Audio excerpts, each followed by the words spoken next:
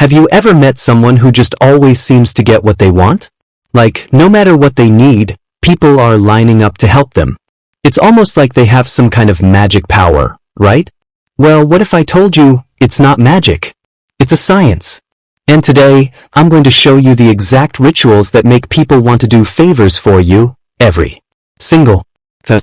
Let me tell you about my friend, Mia. She was in a tough spot. She needed a huge favor, a last-minute recommendation letter for her dream job. The person she asked? Super busy, always swamped with work. But guess what? Not only did they say yes, they went above and beyond to help her. And here's the kicker, it wasn't luck. Mia used a simple ritual, one of the 7 rituals I'm about to share with you, that guarantees favors. Whether it's your boss, your friend, or even a stranger, these rituals work. They're based on psychology, human behavior, and real-life strategies that have been proven to get results. So, in this video, I'm going to reveal the 7 rituals that will make people eager to help you. These rituals are the secrets to getting any favor you need. Stick around, because by the end of this video, you'll have the tools to get any favor you need. Let's dive in. Ritual 1. The power of reciprocity. This is one of the most powerful psychological principles out there, and once you understand it, you'll see it everywhere. Reciprocity is simple. When someone does something nice for you, you feel a natural urge to return the favor. It's hardwired into our brains. Think about it. When was the last time someone held the door for you, and you felt compelled to say thank you or do something nice in return? That's reciprocity in action. Here's the thing. You can use this principle to your advantage. By doing something small for someone before you ask for a favor, you activate that sense of obligation. It's not about manipulation, it's about creating a positive cycle of giving and receiving. Let me give you an example. My friend Jake wanted to ask his coworker, Sarah, for help on a big project. But instead of just walking up and asking, he started by bringing her a cup of coffee one morning. Just a small gesture, nothing huge. A few days later, when Jake asked for her help, Sarah didn't just say yes. She went out of her way to make sure his project was a success. But because that small act of kindness created a sense of reciprocity. Before you ask for a favor, give something small first. It could be a genuine compliment, a small gift, or even just offering to help them with something. The key is to make it sincere and thoughtful. Compliment their work or style. Bring them their favorite snack. Offer to help with a small task. Remember, this isn't about keeping score or being transactional. It's about building goodwill and creating a positive relationship. When you give first, people are naturally more inclined to help you in return. So start small. Give before you ask. And watch how the power of reciprocity works in your favor. Ritual 2. The art of building social capital. The art of building social capital. If reciprocity is about creating immediate goodwill, social capital is about building long-term trust and relationships. Think of it like a savings account. You deposit kindness, support, and goodwill over time, and when you need it, you can withdraw favors. Social capital is all about the value of your relationships. The stronger your connections, the more likely people are to go out of their way to help you. But here's the catch. You can't just show up when you need something. You have to invest in these relationships before you need them. Let me share a story that perfectly illustrates this. Meet Alex. Alex is one of those people who always seems to have a network of people willing to help him. But it's not luck. It's because Alex has spent years building social capital. Alex makes it a point to show up for people. He's the guy who helps a coworker move on a weekend, remembers birthdays, and sends a quick text to check in on friends. He doesn't do it because he expects something in return. He does it because he genuinely cares. But when Alex needed help, whether it was borrowing a car or getting advice on a big career move, people were more than happy to step up. But because Alex had built a reservoir of goodwill over time. You should start investing in your relationships now. Don't wait until you need something. Be the person who shows up, who listens, who supports. Small, consistent acts of kindness build trust and loyalty over time. Check in with friends and colleagues regularly. Offer help before being asked. Celebrate others' wins and support them during tough times. Remember, social capital isn't built overnight. It's about being consistent and genuine. When you invest in people, they'll naturally want to invest in you. So, start today. Be the person who gives without expecting anything in return. Build your social capital, and watch how it pays off when you need it most.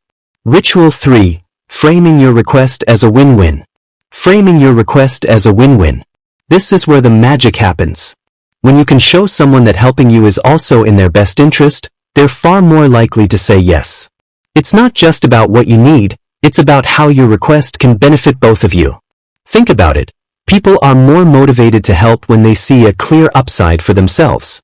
Whether it's a favor, a negotiation, or a collaboration, framing your request as a win-win is a game changer. Let me give you an example. Imagine you're asking your boss for a flexible work schedule.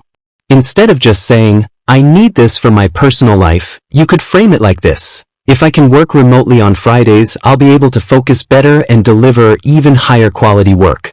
It's a win-win. I get the flexibility I need, and you get a more productive team member. See the difference? By highlighting how it benefits them, you're not just asking for a favor, you're offering a solution that works for everyone. Here's another example. A freelancer I know wanted to charge higher rates for her services.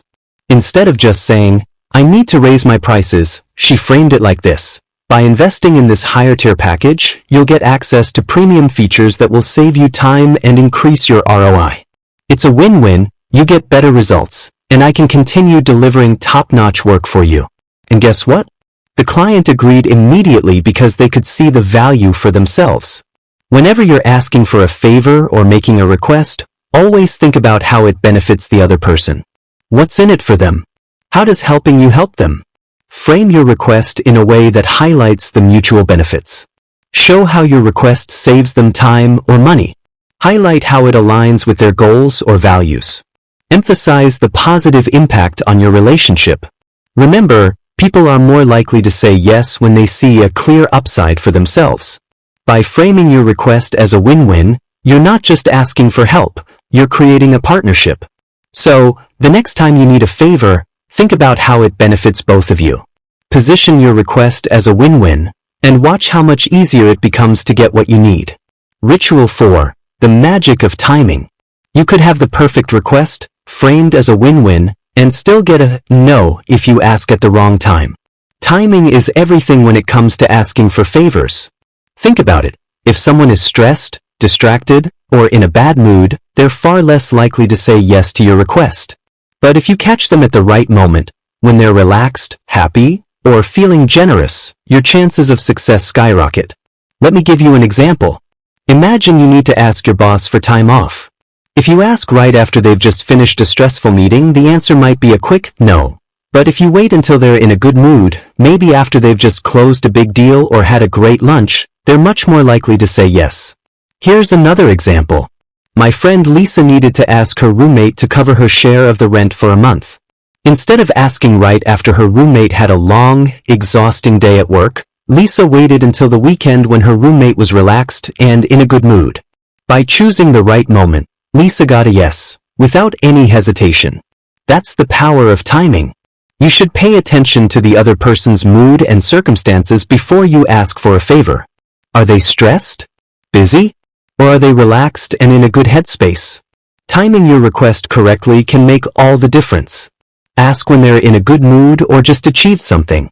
Avoid asking during stressful or busy times. Read the room, body language and tone matter.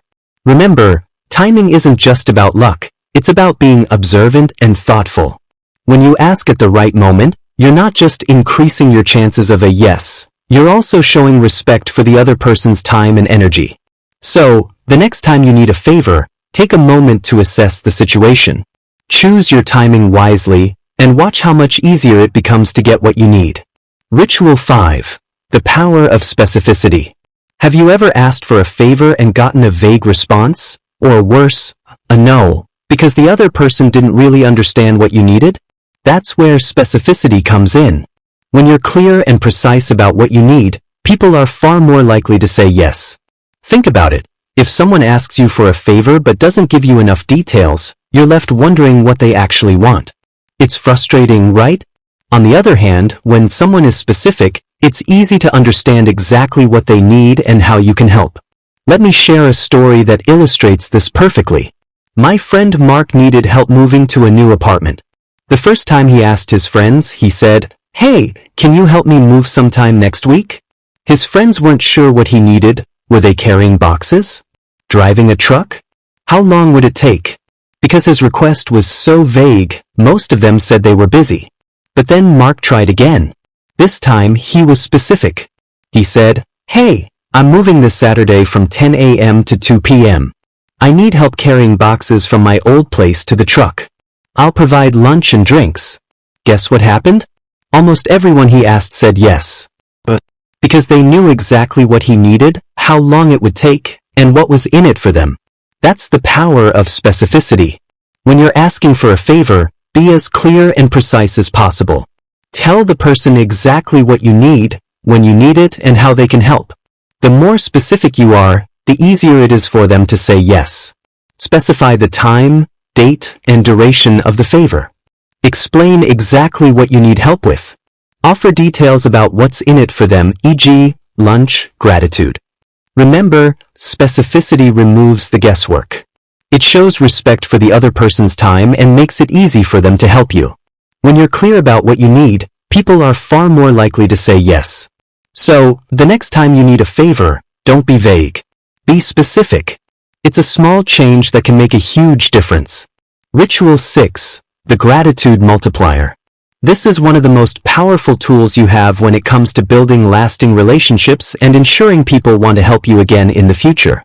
It's simple. Show genuine gratitude. Gratitude isn't just good manners. It's a way of showing people that you value their time, effort, and kindness. When you express gratitude sincerely, it creates a positive emotional connection. And guess what? People are far more likely to help you again if they feel appreciated. Let me share a story that shows just how powerful gratitude can be. My friend Emily runs a small business, and she needed a huge favor from one of her suppliers, a last-minute order with a tight deadline. The supplier went above and beyond to make it happen. But here's where Emily stood out. She didn't just send a quick, thanks email. She wrote a heartfelt note, sent a small gift, and even publicly thanked them on social media, tagging their business. That supplier didn't just feel appreciated, they felt valued. And guess what? The next time Emily needed a favor, they were even more eager to help. That's the gratitude multiplier in action. You should always thank people sincerely, and if possible, publicly. A heartfelt thank you goes a long way, but taking it a step further by acknowledging their help in front of others? That's next-level gratitude. Send a handwritten thank you note. Publicly acknowledge their help on social media. Offer a small token of appreciation, like a gift or treat. Remember, gratitude isn't just about saying, thank you. It's about making the other person feel seen and appreciated. When you do that, you're not just thanking them for one favor, you're setting the stage for many more to come. So, the next time someone does you a favor, don't just say thanks. Show them how much you appreciate them. It's a small gesture that can have a huge impact. Ritual 7. The Follow-Up Formula. This is the secret sauce to turning a one-time favor into a long-term relationship. It's simple. Follow up. When you check in with someone after they've done you a favor, it shows that you value them and their effort, and it keeps the door open for future opportunities. Think about it. How often do you do someone a favor and never hear from them again? It feels a little disappointing, right? But when someone follows up with you, it leaves a lasting positive impression. It's a small gesture that can lead to bigger things. Let me share a story that shows just how powerful follow-ups can be. My friend David needed a big favor from a colleague, help with a complex project that required extra time and effort. The colleague came through in a big way, and David made sure to thank them right away. But here's where David went the extra mile. A week later, he followed up with a message to check in and see how they were doing. That simple follow-up turned into a coffee meeting, which turned into a long-term partnership. Today, they collaborate on projects regularly, all because David took the time to follow up and nurture the relationship. After someone does you a favor, don't just say thank you and disappear. Follow up with them. Send a message, give them a call, or even meet up for coffee. Show them that you value the relationship, not just the favor. Send a follow-up message a few days later. Ask how they're doing and if there's anything you can do for them. Invite them to connect over coffee or lunch. Remember, follow-ups aren't just about being polite, they're about building lasting connections. When you follow up, you're not just thanking someone for one favor, you're setting the stage for a relationship that can lead to many more opportunities. So, the next time someone does you a favor, don't stop at thank you. Follow up. It's a small step that can lead to big rewards. Please subscribe to this channel and do not forget to like and comment if you found value in this video.